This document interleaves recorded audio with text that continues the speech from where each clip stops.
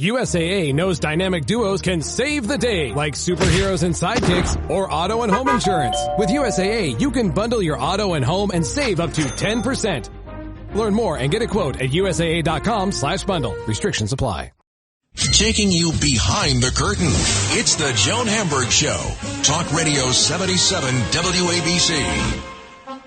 I'm really happy to introduce all of you to a wonderful actor and performer. I'm sure you've seen him work, and you certainly have heard about his latest venture, Anthony Rapp, in the Broadway, off-Broadway premiere of Rent. And Without You is what it's called. And it's an extraordinary happening because not only does Anthony bring the character of Mark Cohn in Rent, but he also talks about the show, which is at New World Stages, and this is based on his memoir of the same name, and the audience is really involved. And Anthony, were you yourself surprised with the book and now with the play, the audience reaction to it, and how Rent was such a vital part of their lives, even today? I honestly was surprised, Joan, when the book came out that it was as well received because, you know, memoirs are so personal, and when stories are that personal, you hope that they reach people and that there's a sort of sense of it being universal, and it turned out to be that way. That's why I wrote it, trying to talk about loss in a way that could be accessible and that people, if they had experienced losses themselves, might be able to identify with it. And then, the response from the audiences has been really incredible. And I do know that Rent over the years has meant so much to people, and that is still the case. It's thrilling to me that Jonathan Larson, who sadly passed away when he was only 35 years old, right before Rent premiered, never got to live to see the success, but it is very meaningful that it has had its success and that his legacy lives on. No, that's for sure. And you yourself went through your own loss at that time. I mean, it's unbelievable, the whole story. By the way, this show is performed with a 5-piece band. So even though it's a one-person show, there's music and there's everything. And it all started when you did a workshop of Rent many years ago. And then, of course, you lost Jonathan Larson. Your mother had been ill with cancer. So you dealt with events that were literally life-changing at this point and used your own experience and your own gifts with music to tell us the story and remind us about all the lessons that we get from Rent. And I loved the part when you were being interviewed at one time and your mother, who had been so ill, was in your audience when you did it, and you could see her and almost focus on her sitting there. Yeah, the way that the lights were in Rent, we could really see deeply into the audience. And she was ill, but she was well enough to come to our Broadway opening night. And it is one of the most precious memories of my life that I can, in my mind's eye, see her in the front row of the mezzanine, just looking down at the show. And because in Rent, we sang directly to the audience so much, I could just sing to her directly. It's something that I carry with me to this day, and it brings me tremendous comfort. She was really, she was a nurse. She wasn't in the arts herself, but she was a tremendous lover of the arts, and she was a huge supporter of mine as an actor. I've been acting since I was a little kid. So to have it culminate in this wonderfully successful and beautifully received show, Rent, that she was able to be there for opening night on Broadway, which was, the epitome of my acting career at that point. It was really extraordinary. Right. And the whole experience is extraordinary. And you had mentioned, when everyone, of course, says, what is it about Rent that has enabled it? over 25 years ago when it started off Broadway, and it never disappeared. It's always there. I still remember it all those years ago, going to see Rent and almost stunned at the impact that it had on the audience. It became such a personal show. And you were saying that you think one of the reasons that Rent touches people so much of all ages, whether they've seen it then and are seeing it now or never saw it before, is about truth. That you believe that Jonathan Larson understood how to tell truth about human experience. Yeah, and I think that, at the time, certainly, I think there have been other musicals since Rent that I think do what Jonathan did, which was hold a mirror up to the current personal experiences of people as we live in the world. Before then, so many musicals were really kind of fantastical and, or about ancient history, other people, other places. Rent was about people living in this city at that time. So he was telling the truth about lived experience that people could go to the theater and have it reflected back at them in a way they weren't necessarily expecting, especially in musical theater. And then he told the truth. I mean, he stood on the shoulders of La Boheme, the opera that Rent is based on, telling the truth about what it's like to lose people, young people facing a crisis, the AIDS crisis for Rent. It was consumption for La Boheme. But he told the truth about that and how these experiences can either bring a community of people together or tear them apart. So those are the kinds of truths that I think Jonathan told, and I think that is what people carry with them. And, people use the phrase that Rent changed their life, and that's not necessarily a phrase that people say you just sort of throw around just, casually.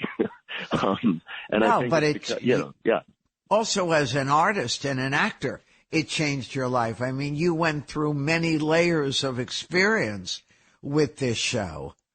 Yes. It changed my life materially, certainly, but it also, there was something life-changing about, having success from something that I 100% believed in. There's such an affirming, powerful experience of validation, like a deep kind of validation, these beliefs that I have that art can elevate and illuminate and touch people and change people's lives. That's something I've always believed. So then to have the show be recognized for that kind of solidifies a core belief in myself. That in and of itself is life-changing. Which is really interesting, because one of the things I kept thinking of with all that you went through, how did this art, this piece of art, this communication, this show, give you the tools to get through terrible loss?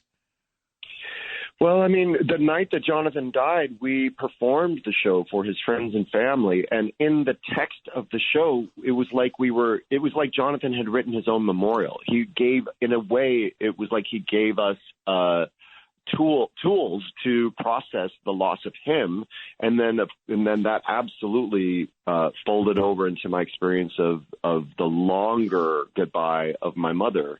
The ability, there's something about Rent that people, the characters continue to live fully, even and not deny the sadness, not deny the grief, but not let it stop them from continuing to live every day to the fullest.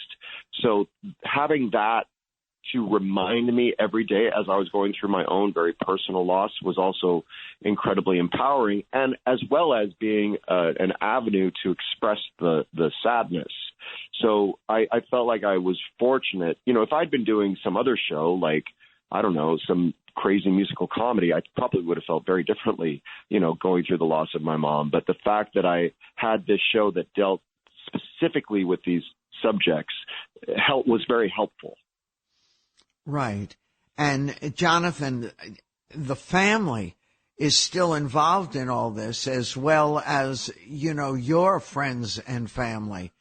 Were you concerned when, predicated on other things that you've done, you brought this off Broadway?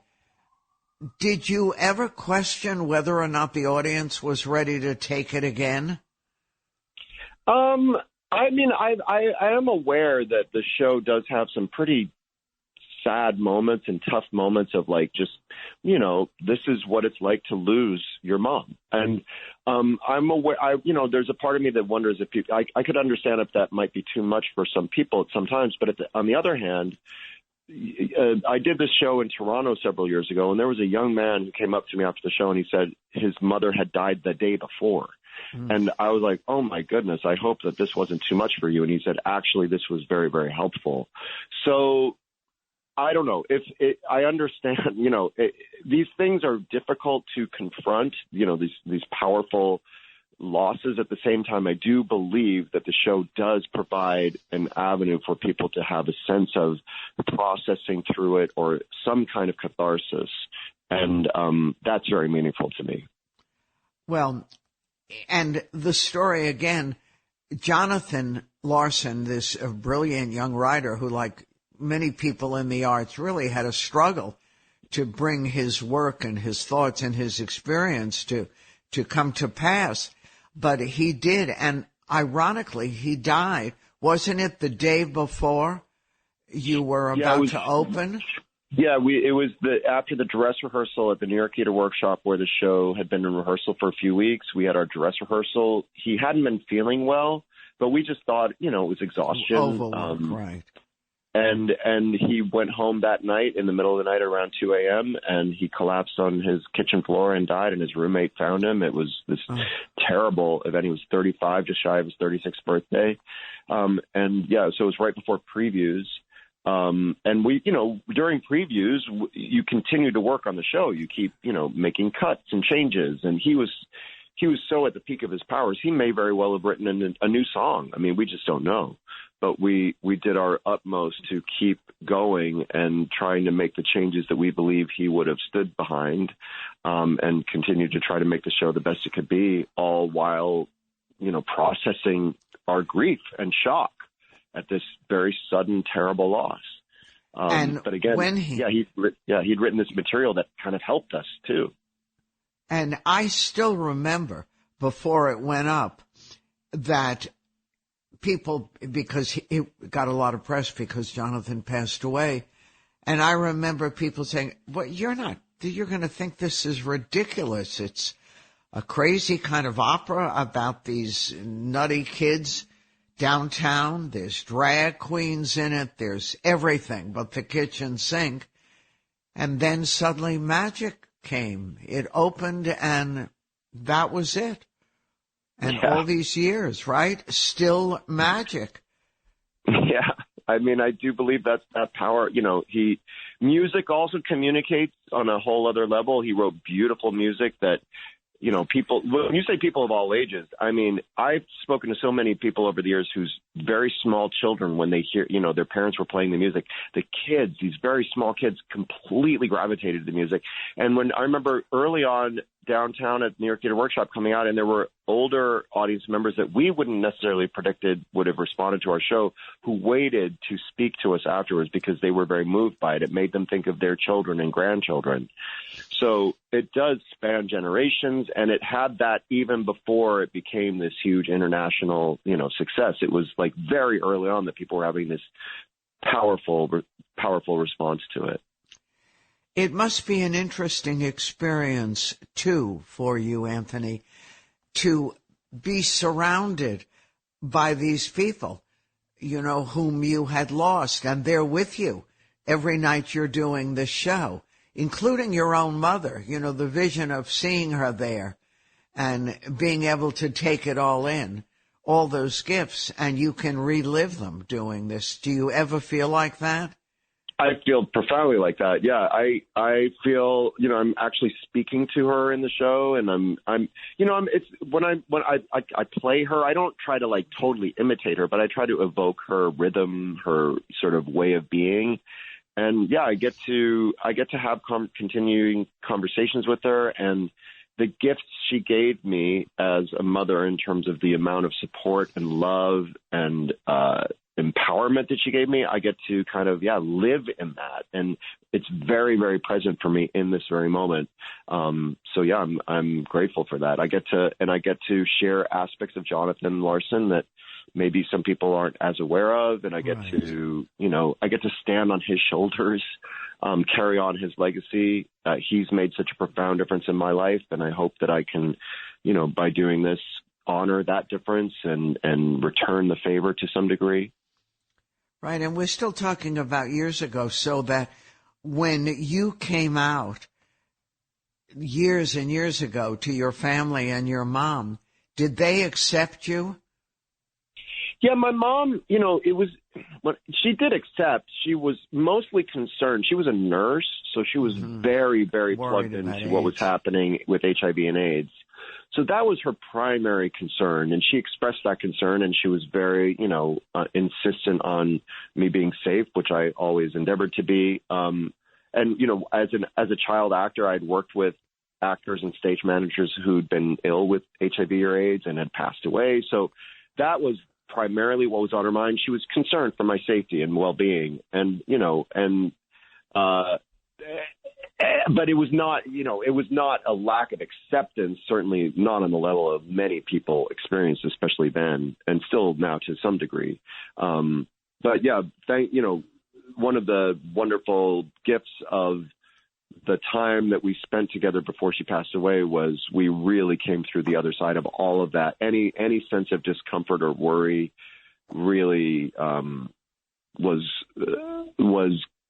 brought to another side, and we were really becoming adult friends, and that's one of the things that I miss the most as the years have gone on since she's been gone, is how much more we would have been able to share as adults, which is a different kind of relationship that adults have with their parents than you do as a child. Right. And it's sad, and it's whatever. It's a lot of different factors come together. I'm talking to Anthony Rapp, and we're talking about his new one-man show, Without You, and it looks at Anthony's life and the changes in his life and the successes of one of the great rock musicals of all time, Rent. And if you've never seen it, it's really important to see. It's changed so many people's lives, and it's changed musical theater in many ways, too. So I'm very excited for you. Congratulations. Are you working on more, or no time at all when you're doing this? No time at all right now. I also have an 11-week-old son. Tell me about the baby. Yeah, my partner Ken and I worked with a wonderful surrogate and a wonderful egg donor, and we had our son Rye in December of last year, and he's 11 weeks old now. He was born on December 2nd. I started rehearsal for Without You on January 2nd. Oh my gosh! So, were you scared? I was certainly a little scared of that time, especially early in rehearsal. There's many hours where I was out of the house. We have had help from Ken's very best friend. She was able to stay with us during the tech rehearsals and things like that. But he's, knock on wood, sleeping through the night. So, and he's growing like a weed, and he's really wonderful. I'm excited for you, and you know how thrilled your mom would be. Yes. She would be. She wanted to be a grandmother very badly. Of course. Well, wishing you all good things. And thank you so much. I look forward to talking to you again. And don't forget, guys, you can see, it's a very important show for you to see. If you've seen Rent, if you haven't seen Rent, this could be life-changing for you, too. I'm Joan Hamburg, and you're listening to WABC, and we have lots more ahead. Taking you behind the curtain. It's the Joan Hamburg Show. Talk Radio 77 WABC.